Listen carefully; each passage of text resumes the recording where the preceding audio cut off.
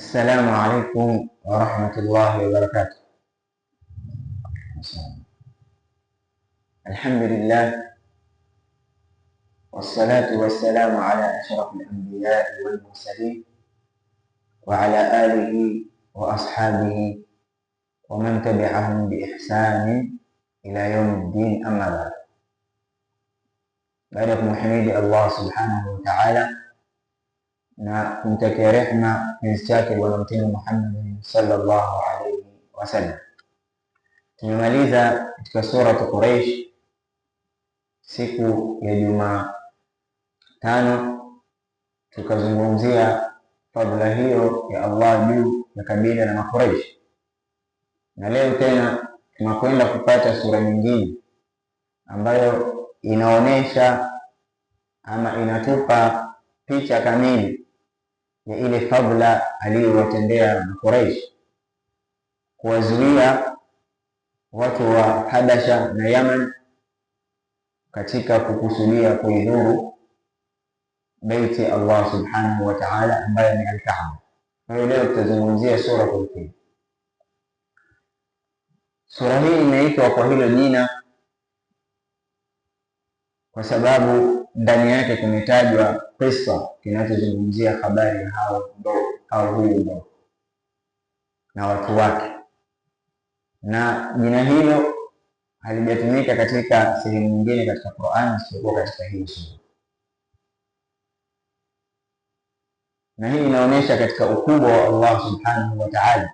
Haimaanishi kwamba katika Qur'an hajatajwa tena mnyama huyu ndogo, lakini ametajwa kwa namna nyingine au akiwa amechanganywa pamoja na wanyama wenzake, lakini katika ile kuonyesha ukubwa wa Qur'an ni kwamba Allah subhanahu wa ta'ala, maneno yale ambayo kwamba hayana athari kubwa katika vifua vya wanadamu, basi anakuwa ni yeye kuyaepusha na anawawekea maneno ambayo yatakuwa ni munasib na Waislamu.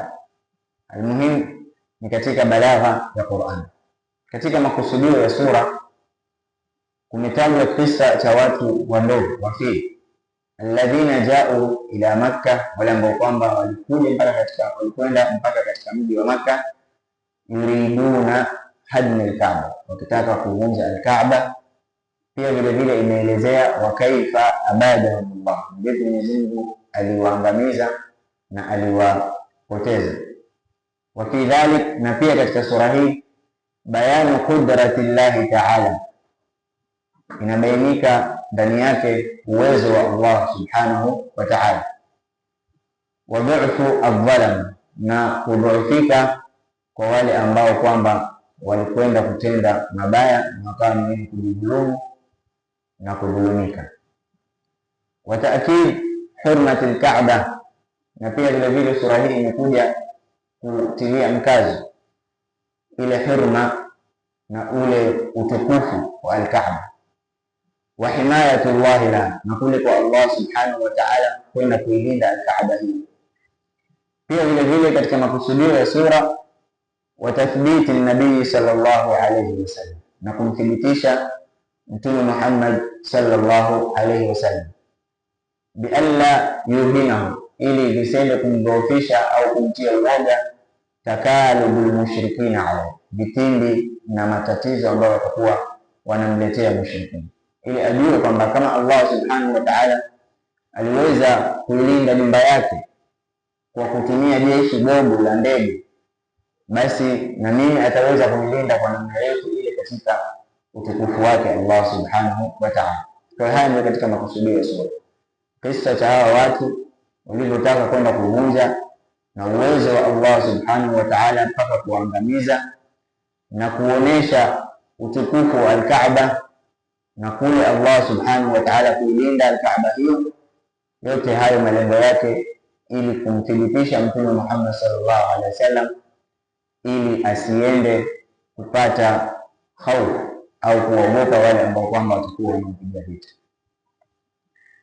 Kabla ya kuingia katika sura, kimetajwa kisa maarufu pia nadhani, lakini tutakisimulia. Amesimulia Ibn Abbas anna Abraha bin Sabbah, huyo Abraha alikuwa baba yake anafahamika kwa jina la Sabbah. Bana bai'ata bayda, alijenga kasri au temple kubwa leupe fi Yaman, katika mji wa Yaman, yuqalu laha al-Qullais. Hilo jumba au huo msikiti wake au tuseme hilo sinagogi lake lililojenga lilikuwa linafahamika kwa jina la Qullais.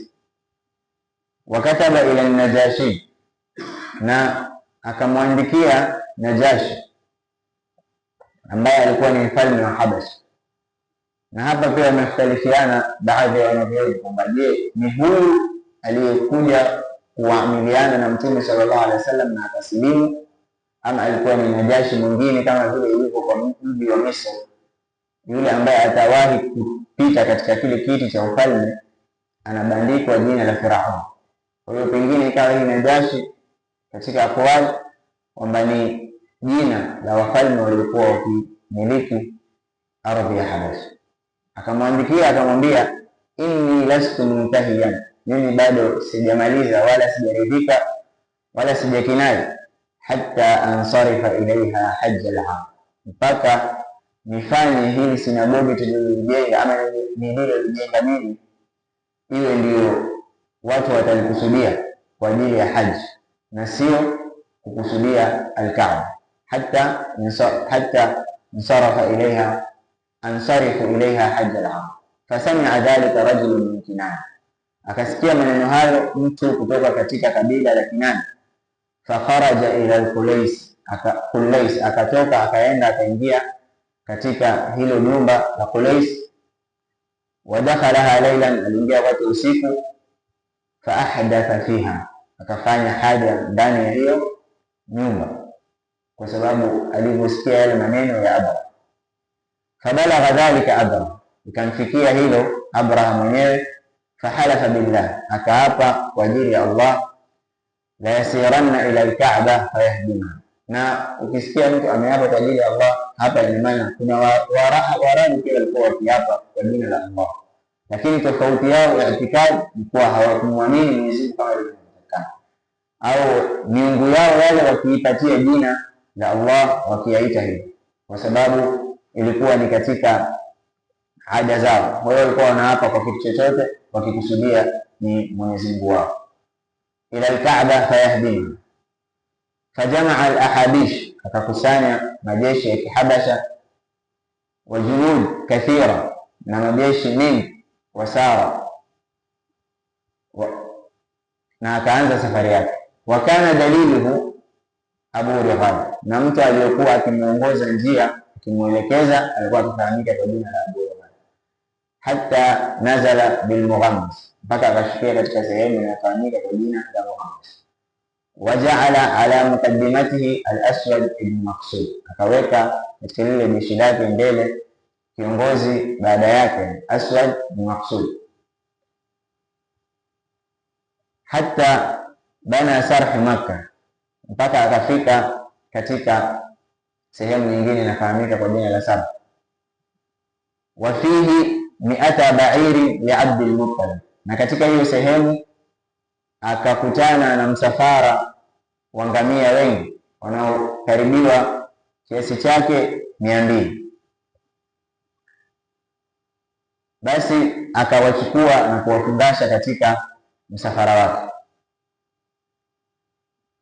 Akasikia maneno hayo Abdul Muttalib kwamba ngamia wake wamechukuliwa katika ule msafara wa Abraha kuelekea katika kuvunja Al-Kaaba. Yeye akawa ni mwenye kuelekea wa kwanza kuwapatia kabla hawajafika. Watawajjaha Abdul Muttalib wa kana wasiman jasim, na katika sifa zake Abdul Muttalib alikuwa ni mrefu alafu pia ana mwili.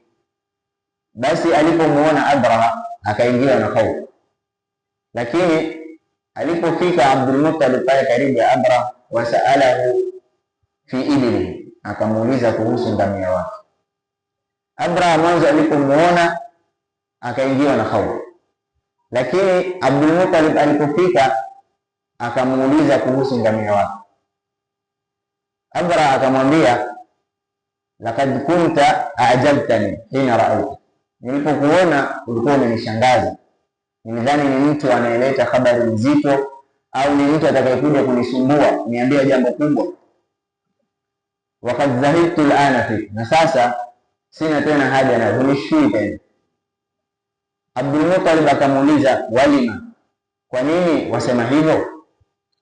Qala, Abra akamjibu akamwambia, jitu liahdima baitan huwa dinu wa dinu aba, mimi nimekuja lengo langu nivunje nyumba ambayo ni dini yako na ni dini ya mababa zako waliotangulia.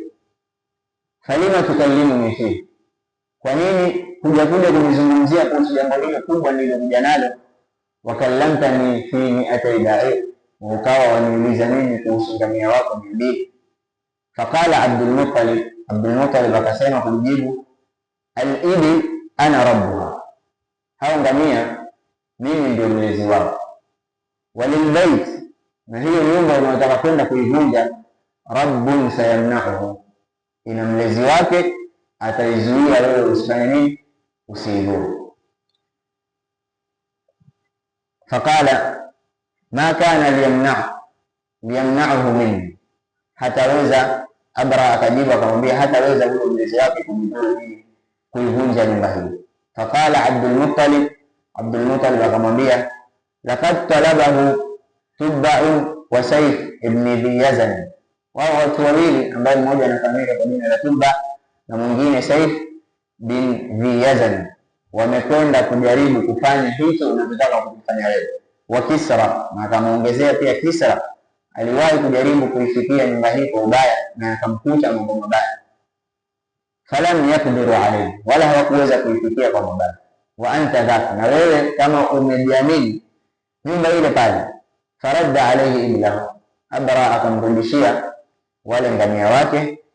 Waada Abdul Muttalib ila Makkah, na Abdul Muttalib akarudi mpaka katika mji wa Makkah. Fa akhbara Quraishan, akawaambia Makuraish bitaharruz ila aljibal, waelekee katika majabali, wapande juu ya majabali, kwa sababu alijua kitakacho kuja kutokea. Na hapa tujifunza vitu viwili. Kwanza kabisa, Abra kumwambia Abdul Muttalib, nilikudhani ni mtu utakuja na jambo kubwa, lakini umekuja kuniuliza jambo ambalo sikutarajia, kama ilivyo katika hii hadithi kwamba mtu anatujwa kwa yale anayozungumza mara nyingi. Ndio Waarabu wana msemo huwa wanauliza, mtu anamwambia mwenzake takallam hatta a'rifa, zungumza niweze kukujibu.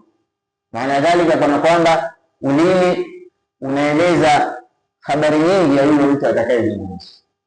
Ndio maana Mtume Muhammad sallallahu alaihi wasallam akatuamrisha na kutufahamisha kwamba man kana yu'min billahi wal yawmil akhir falyaqul khairan au liyasmut, aseme lililo la khair au anyamaze, kwa sababu ulimi unaweza kumpelekea mtu katika pahali pabaya, au utakuonyesha ikiwa wewe ni mtu wa hali gani, ikiwa ni mtu mwenye hikma, ikiwa ni mtu ambaye huna hikma.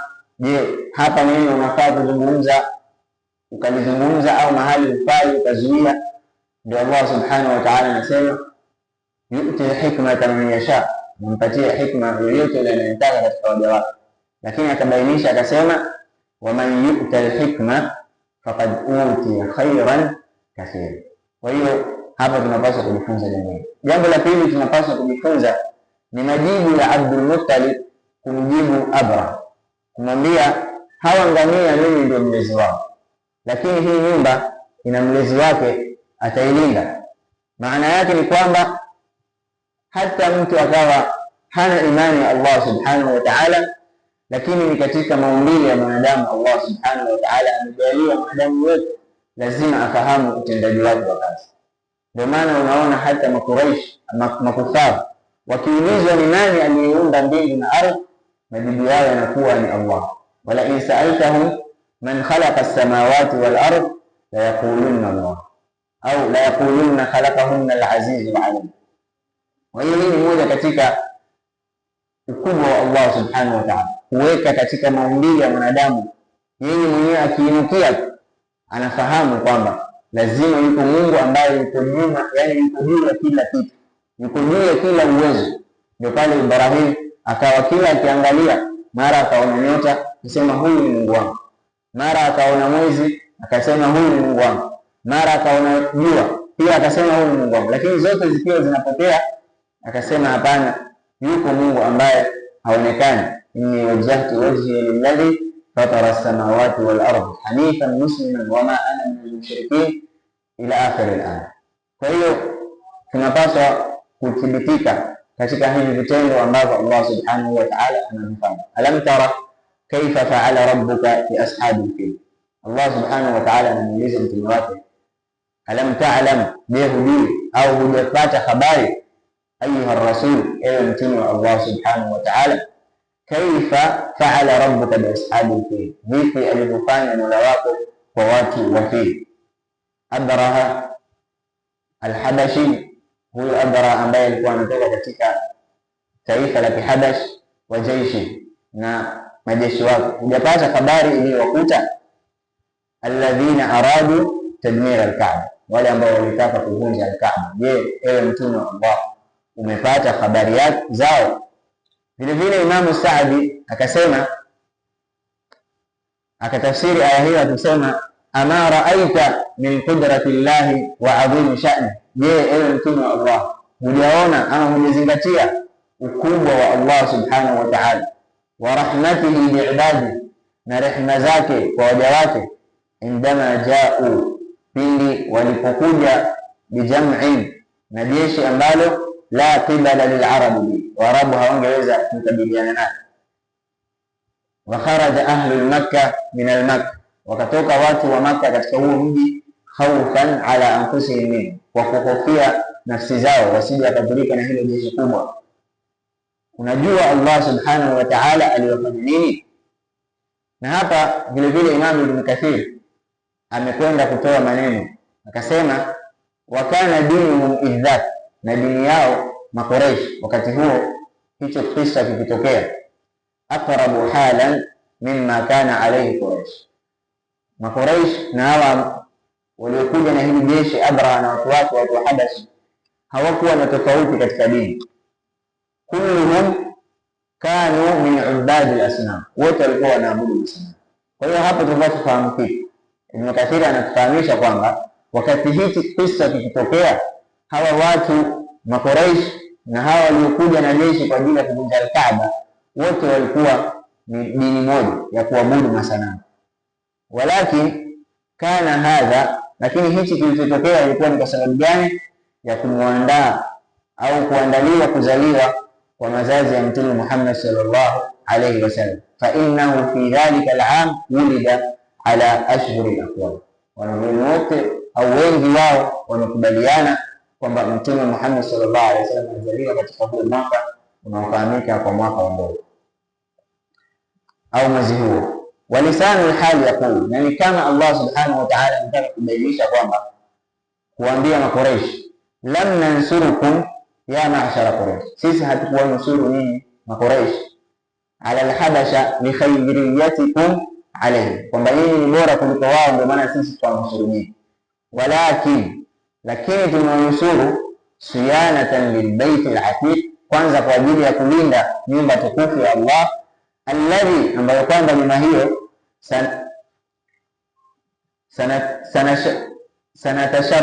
satatasharrafuna bihi, mtakwenda kupata sharaf kupitia nyumba hiyo, watuadhamuna bihi, na mtatukuzwa kupitia nyumba hiyo, watuwaqiruna bihi, na mtakwenda kuheshimiwa kupitia nyumba hiyo. Na kwa mazazi ya Mtume Muhammad sallallahu alaihi wasallam ndio maana sisi tumekwenda kuwanusuru na hao Mahabashi. Akasema Allah subhanahu wa ta'ala katika aya inayofuata, alam yaj'al kaydahum fi tadlil, alam yaj'al ma dabbaruhu min sharrin fi ibtalin wa dhiya.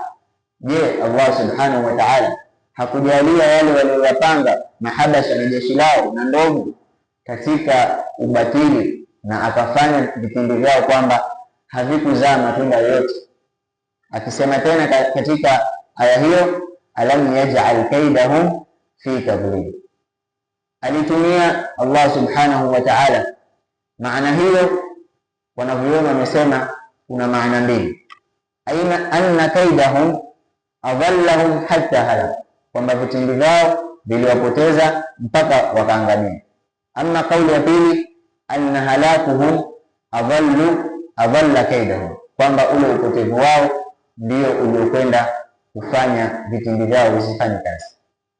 Katika aya ya 3 Allah subhanahu wa ta'ala anasema wa arsala alaihim tayran ababil, baada ya kuwa Allah subhanahu wa ta'ala ameweka vitimbi vyao katika upotevu, akawaonesha nguvu zake na uwezo wake.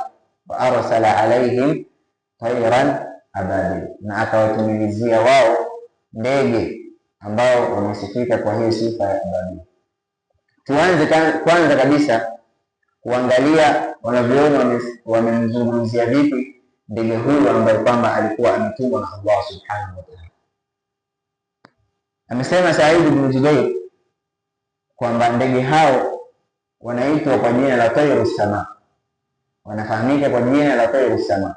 Akabainisha akasema, lam yura qablaha wala ba'daha mithlaha, haijawahi kuonekana kabla yao na hata baada ya kutokea hicho kisa hawajawahi kuonekana ndege mfano wao katika hii dunia. Kwa hiyo kama wametoka katika ulimwengu mwingine, ndio maana wanafahamika kwa tayru sama. Wayurwi Juwaybir an al-Dhahab, na pia vile vile huyu Juwaybir anasimulia kutoka kwa Dhahab an Ibn Abbas, akasema kutoka kwa Ibn Abbas qala, akasimulia akasema, sami'tu Rasulullah sallallahu alayhi wasallam yaqul, nimemsikia Mtume Muhammad sallallahu alayhi wasallam akisema, innaha tayrun baina as-samai wal ardh, hao ni ndege ambao wanapatikana baina ya mbingu na ardhi. Kauli nyingine wanavyuoni wakasema annaha al-anqa, ni tausi ambaye anapigiwa mifano kwa uzuri. Kauli ya tatu, annaha tayrun min al-ardh, ni ndege ambao wametoka ardhini, ni ndege tu katika ndege wa kawaida. Arsalaha Allahu ta'ala, mzimu aliwatuma ndege hao min nahiyati al-bahr, kutoka katika upande wa bahari. Ma'a kulli ta'irin thalathatu ahjar, kila ndege akiwa amebeba vijiwe vitatu. Hajarani fi rijlai, vijiwe viwili vikiwa katika miguu yake. Wa hajarun fi minqarihi, na jiwe moja likiwa katika mdomo wake, ile sehemu anayotumia kudonia chakula. Wa kanat sudan, na walikuwa ni ndege wa rangi nyeusi. Khudral manaqib, walikuwa wana midomo ambayo ni ya rangi ya khudr, yani ya green. Tulul a'naq, na shingo zao pia zilikuwa ni ndefu ndege hao.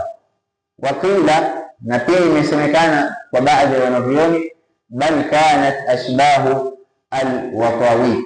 Watawit katika tafsiri kwamba ni mnyama popo au ndege popo, usiku wanapenda kuruka sana usiku. Kwa hiyo pia ni katika kauli kwamba walikuwa wanafanana na popo. Waqalat Aisha, na amesimulia pia Aisha, kunna ashbahu al-khatatif, ni kama tu walikuwa ni ndege hivi vidogo ambao kwa kizungu wanafahamika kwa jina la swallow, lakini walikuwa ni ndege tu vidogo ambao wanajenga sana katika mabati, chini ya mabati au ndani ya dari, wanapenda kujenga nyumba zao wakitumia vijiti.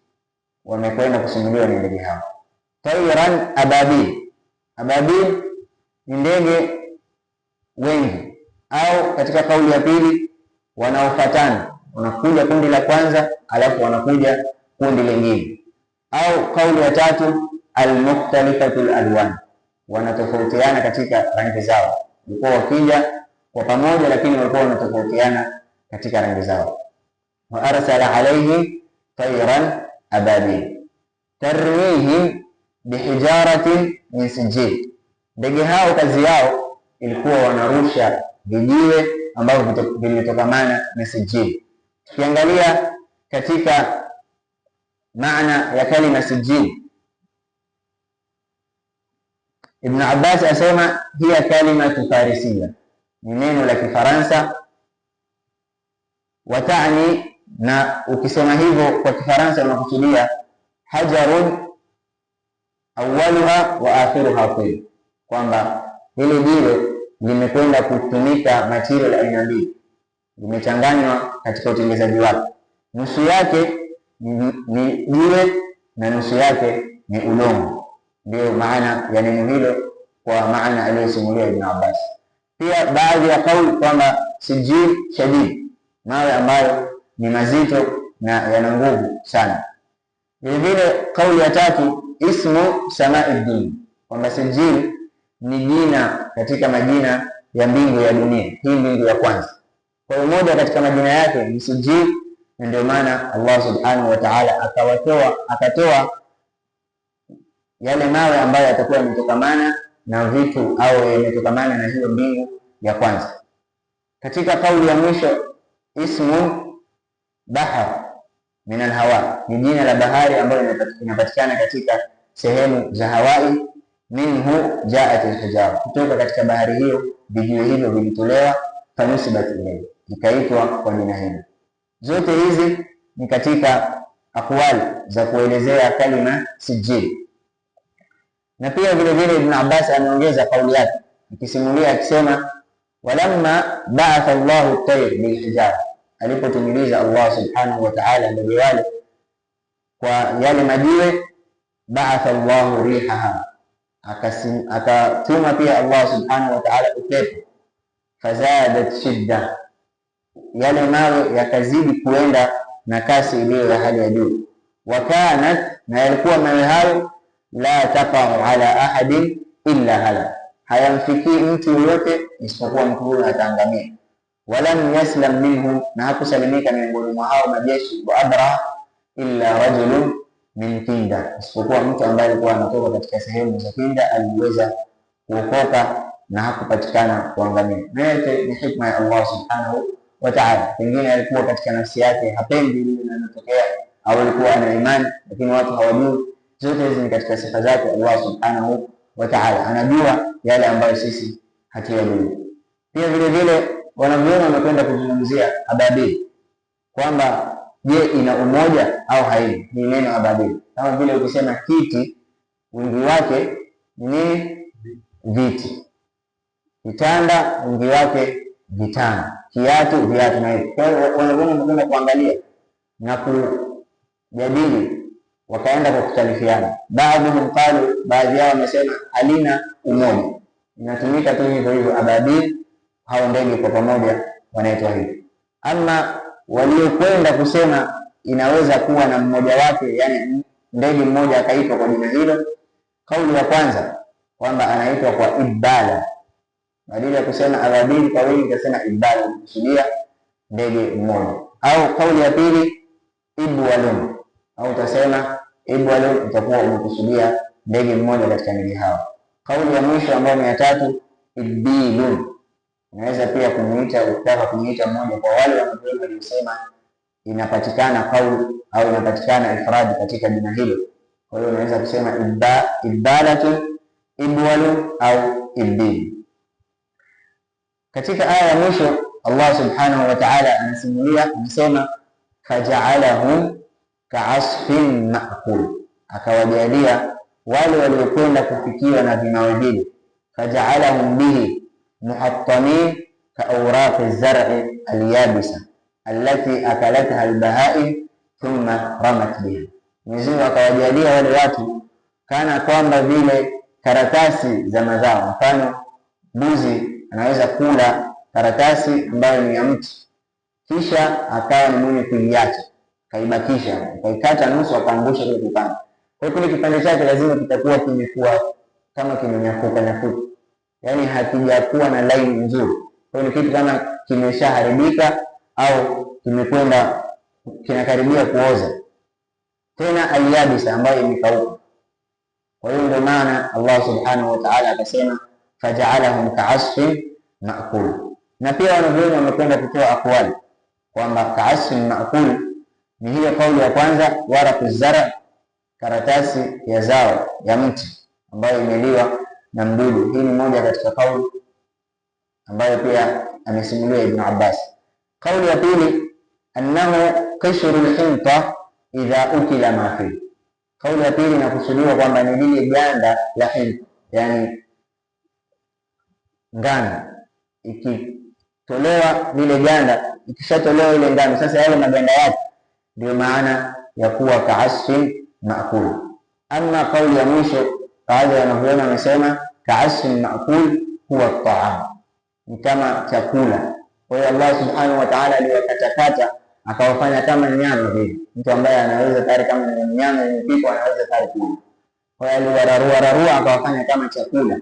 Hizi zote ni katika akwali zilizokuja kuelezea katika hii aya, faja'alahum ka'asfin maakul. Muhimu katika hii sura tunapata Allah subhanahu wa ta'ala anaonyesha ukubwa wake na vipi aliweza kuilinda nyumba yake tukufu ya Baitul Haram ambayo ni Makkatul Mukarram, na mpaka sahihi Allah subhanahu wa ta'ala anaendelea kuilinda, pamoja na kwamba wako watu wanakwenda kutia ama kuikaribishia mambo yasiyofanana nayo katika zama hizi zetu za mambo yaliyoendelea, lakini tumuombe Allah subhanahu wa ta'ala ailinde vile vile na ajalie wale watu watakaokuwa wanaishi katika nyumba hiyo wawe ni wenye kuishi katika misingi anayotaka Allah subhanahu wa ta'ala, na si wasiwe wenye kupata matamanio yao nafsi zao na wakaipoteza, kwa sababu hili ni sehemu ambayo Allah subhanahu wa ta'ala ameanzisha dini yake, ni sehemu tukufu, na mpaka inapofikia katika siku za haji na umra watu wanaenda ni kwa ajili ya utukufu wake sehemu hii. Kwa hiyo Allah subhanahu wa ta'ala tunamuomba ailinde kama alivyoilinda wakati huo, na sasa ailinde vile vile, aijalie hiyo sehemu iliyotukuka na watu wake wawe watu wema, wawe ni wenye kupenda khair, na Allah subhanahu wa ta'ala ndiye mwenye kuongoza. Kwa hiyo Allah subhanahu wa ta'ala anasema kumsimulia Mtume, je, unajua yaliyotokea kwa watu wadogo? Alam yaj'al kaidahum fi tadlil, je, Allah subhanahu wa ta'ala hajajalia vitimbi vyao katika upotevu? Wa arsala alaihim tayran ababil, na akawatumilizia kwao ndege wengi kwa makundi. Tarmihim, kazi yao ndege hao ni wakuwarushia vijiwe ambavyo vinatokamana na sijil, na sijil tumeelezea katika maana zake. Faja'alahum, akawajalia Allah subhanahu wa ta'ala watu hao kama vile ka'asfin maakul, na pia tumeweza kuelezea ni vitu ambavyo vimeliwa vikabakishwa au chakula au ganda la mtama au ngano. Kwa hiyo hii ni moja katika ukubwa wa Allah subhanahu wa ta'ala. Tunapaswa turudishe shukrani zetu kwake Allah. Ndio tutasema sura hii inafungamana na Quraysh. Unapomaliza sura Al-Fil unaingia sura Quraysh, ikiwa Allah anasema ndani yake falyabudu rabb hadha albayt, wa muabudu Allah subhanahu wa ta'ala, mlezi wa nyumba hii. Kwa hiyo zote hizi ni katika kudra za Allah subhanahu wa ta'ala, na anatutaka sisi waumini wanadamu tujue ukubwa wake na tuweze kumtukuza kama vile anavyotaka yeye kutukuzwa. Na kila mtu atakapokuwa karibu na Allah subhanahu wa ta'ala na akawa karibu naye kwa kusoma maneno yake, kwa kujitahidi kufanya katika khair, Mwenyezi Mungu atamuongoza katika hii dunia na atampatia amani hapa duniani na kesho akhira mbele za Allah subhanahu wa ta'ala. Rabbana atina fid dunya hasana wa fil akhirati hasanatan wa qina adhaban nar. Allahumma taqabbal minna innaka antas samiul alim wa tub alayna innaka antat tawwabur rahim. Subhana rabbika rabbil izzati amma yasifun wa salamun ala al mursalin walhamdulillahi rabbil alamin.